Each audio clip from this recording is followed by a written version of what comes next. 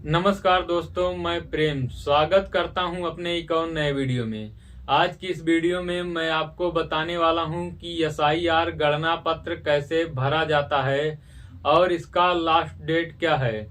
तो आज की वीडियो में मैं इसी के बारे में बताऊंगा। तो जानने के लिए वीडियो में लास्ट तक बने रहिएगा। उससे पहले यदि आप हमारे चैनल पे पहली बार आए हैं तो चैनल को सब्सक्राइब कर लीजिएगा और साथ में बेल आइकन को जरूर प्रेस कर दीजिएगा ताकि हम कोई भी वीडियो अपलोड करें उसका नोटिफिकेशन सबसे पहले आप तक पहुंचे। तो चलिए हम वीडियो को स्टार्ट करते हैं। तो यहाँ पर देखिए, मैंने SIR गणना पत्र जो आपके पास भेजा गया है कुछ इस तरह से। तो मैंने इसका यहाँ पर डेमो बना के रखा है, क्योंकि किसी का भी ओरिजिनल डाटा शो करना यूट्यूब के खिलाफ है। तो मैंने यहाँ पर एक डेमो बनाया हुआ है कि इस तरह से आपके पास SIR गणना पत्र गया होगा। यदि नहीं गया है तो आप BLO से अपने मिलकर ये गणना पत्र ले लीजिए या फिर फिल करा दीजिए। तो यहाँ पर देखिए लिखा गया होगा कि भारत निर्वाचन आयोग गणना पत्र यानी कि SIR इनुमरेशन पत्र। तो यहाँ पर देखिए फिर लिखा रहेगा name of BLO and mobile number, और उसका मोबाइल नंबर लिखा रहेगा। तो यहाँ फिर देखिए लिखा रहेगा निर्वाचक का नाम, फिर EPIC नंबर, उसके बाद उसका पूरा पता लिखा रहेगा। उसके बाद यहाँ पर फिर क्रम संख्या लिखा रहेगा। उसके बाद फिर भाग संख्या एवं नाम लिखा रहेगा। तो यहाँ पर भाग संख्या लिखा रहेगा। उसके बाद नाम यानी कि कहाँ पर आपका वोट पड़ता है उसका नाम लिखा रहेगा। उसके बाद फिर विधानसभा और आपका राज्य लिखा रहेगा। उसके बाद यहाँ पर एक QR बना रहेगा। उसके बाद फिर यहाँ पर आपकी एक फोटो बनी रहेगी पुरानी, जो कि आपके वोटर कार्ड में है, और यहाँ पर लिखा रहेगा वर्तमान फोटो चिपकाएं।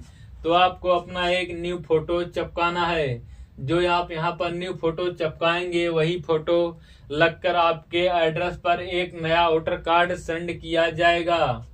तो फिर देखिए फॉर्म आपका कुछ इस तरह से मिला होगा आपको फिल करने के लिए। तो यहाँ पर पहले लिखा रहेगा कि जन्म तिथि।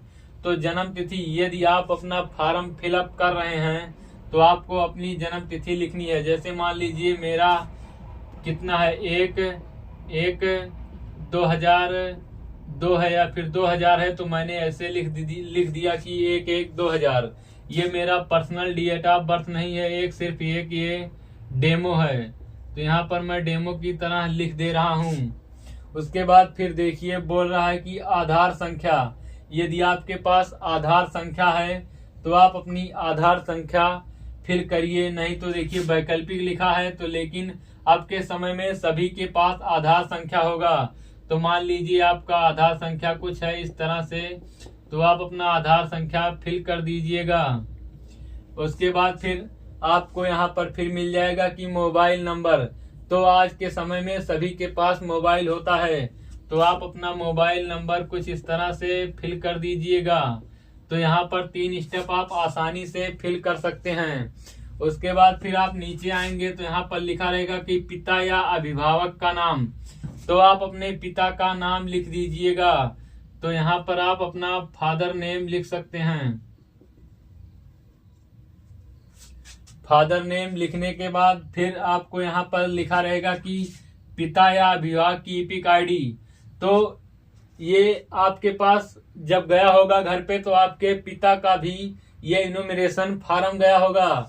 तो यहाँ पर सभी के इनुमरेशन फार्म में यहाँ पर उनकी EPIC ID यानी कि EPIC नंबर लिखा रहेगा। तो यहाँ पर जो EPCI ID है अपने पिता के फार्म में वही वाला यहाँ पर EPIC ID लिखनी है, जैसे YKR, उसके बाद 1 2 3 4 ऐसे रहेगा। तो आपको इस तरह से फिल कर देना है। उसके बाद फिर आपको देखिए यहाँ पर पूछेगा माता का नाम। तो आपको अपने माता का नाम फिल कर देना है। जैसे आपके माता का कुछ भी नाम है तो इस तरह से आप फिल कर दीजिएगा, जैसे मैंने श्रीमती लिख दिया है। उसके बाद फिर यहाँ पर लिखा है पति या पत्नी का नाम। यदि कोई शादीशुदा औरत इस फॉर्म को फिलअप कर रही है तो यहाँ पर वो अपने हस्बैंड का नाम लिखेगी।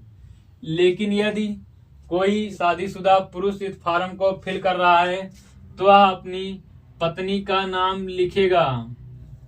उसके बाद फिर इसके नीचे आएंगे तो यहाँ पर लिखा रहेगा फिर पति या पत्नी की ईपिक आईडी संख्या। तो यदि फिर वही कोई शादीशुदा औरत भर रही है तो अपने पति का यहाँ पर ईपिक संख्या लिखेगी, और यदि कोई शादीशुदा पुरुष भर रहा है तो यहाँ पर वो अपनी औरत की ईपिक आईडी लिखेगी। यदि मान लीजिए मेरी शादी नहीं हुई है तो मुझे यह छोड़ देना है, क्योंकि यहाँ पर आपके लिखा भी रहेगा यदि उपलब्ध हो तो फिल करिए, अन्यथा रहने दीजिए। अब यही संपूर्ण जानकारी थी जो आपको फिल करनी है। इसके बाद यहाँ पर यह डाटा दिया गया है, इस डाटा को आपको फिल करना है। तो यहाँ पर देख लीजिए लिखा गया है पिछले एसआईआर की मतदाता सूची 2003 में जो मतदाता सूची की गणना हुई थी उस गणना के तहत इस फॉर्म को फिलअप करना है। उसके बाद यहाँ पर फिर पिछले कॉलम में दिए गए संबंधी का विवरण पिछले एसआईआर के अनुसार भरिए। तो यहाँ पर जैसे संबंधी यानी कि यहाँ पर जैसे आपने अपने पिता का नाम लिखा है तो यहाँ पर अपने पिता का आपको विवरण फिल करना है। जैसे यहाँ पर देख लीजिए मैंने अपने पिता का विवरण दिया है, नाम दिया है, तो मैं यहाँ पर अपने पिता का नेम लिखूंगा। तो यहाँ पर मैं अपने फादर का नाम लिख दे रहा हूँ।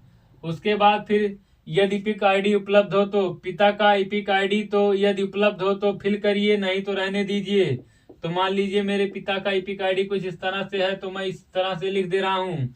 उसके बाद फिर पिता के यहाँ पर पिता का नाम रहेगा तो यहाँ पर पिता के पिता का नाम जो भी हो उस तरह से लिख दीजिएगा।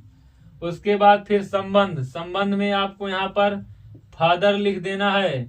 फादर लिखने के बाद फिर यहाँ पर देखिए जिला आप जिस जिले से बिलोंग कर रहे हैं तो वहाँ पर आपको अपने जिला का नाम लिखना है। जैसे मैं अंबेडकर नगर से हूँ तो अंबेडकर नगर लिख दे रहा हूँ। उसके बाद फिर राज्य, आपको अपने राज्य फिल करना है तो मैं यूपी से हूँ तो यूपी फिल कर दे रहा हूँ। उसके बाद यहाँ पर देखिए आएंगे कि विधानसभा निर्वाचन क्षेत्र का नाम, तो आपको अपने विधानसभा निर्वाचन क्षेत्र का नाम पता होगा तो वहां पर फिल कर देना है। जैसे मेरा कटेहरी है तो मैं कटेहरी फिल कर दे रहा हूँ। उसके बाद फिर यहाँ पर देखिए लिख रहा है विधानसभा निर्वाचन क्षेत्र की संख्या।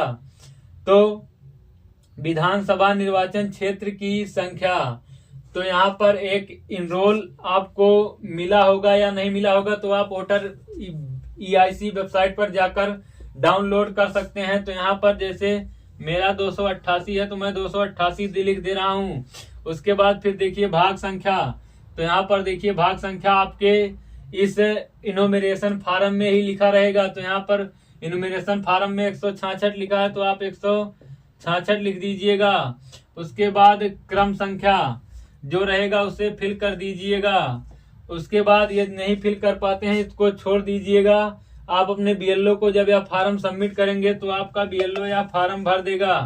यदि आप यह कॉलम फिल करते हैं तो इस कॉलम को छोड़ देना है, यदि इस कॉलम को फिल करते हैं तो इस कॉलम को छोड़ देना है।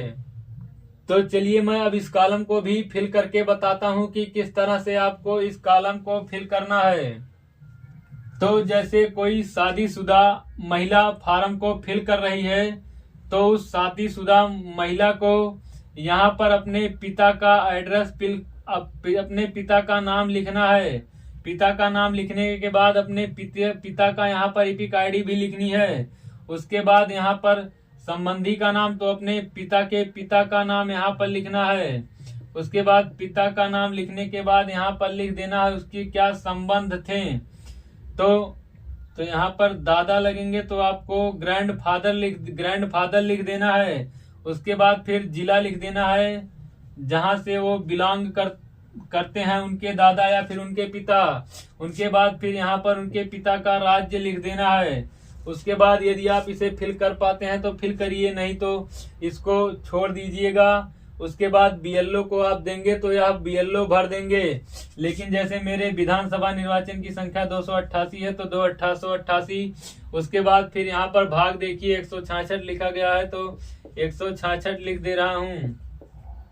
उसके बाद क्रम संख्या, तो आपके पिता का पिछले SIR में गणना में जो जिस सीरियल नंबर पर नाम रहेगा तो इस सीरियल नंबर को इस पर लिख देना है। जैसे 12 पे रहेगा तो 12, 13 पे रहेगा 13। तो कुछ इस तरह का फुल प्रोसेस रहेगा इस SIR फॉर्म को भरने का। के बाद भी यदि आपसे कोई जानकारी आपको समझ नहीं आती है तो आप हमसे कमेंट बॉक्स में पूछ लीजिएगा, मैं आपको बताने की कोशिश करूंगा। तो फिर एक बात यह उठती है कि इसका लास्ट डेट कब है, तो मैं आपको बता दूं इस फॉर्म को फिल करने की लास्ट डेट 4 दिसंबर 2025 है। तो इस फॉर्म को आप 4 दिसंबर 2025 से पहले फिल कर दीजिए, नहीं तो आपको आने वाले चुनाव में वोट डालने से वंचित किया जा सकता है। तो आज की वीडियो में मैं बस यही छोटी सी जानकारी देने आया था। ये जानकारी पसंद आई हो तो वीडियो को लाइक करिए, और कोई कंफ्यूजन रह जाता है तो आप हमसे नीचे दिए गए कमेंट बॉक्स में कमेंट करके पूछ सकते हैं। तो आज की वीडियो में बस इतना ही, मैं मिलूंगा आपको नेक्स्ट वीडियो में, तब तक के लिए बाय बाय, टेक केयर।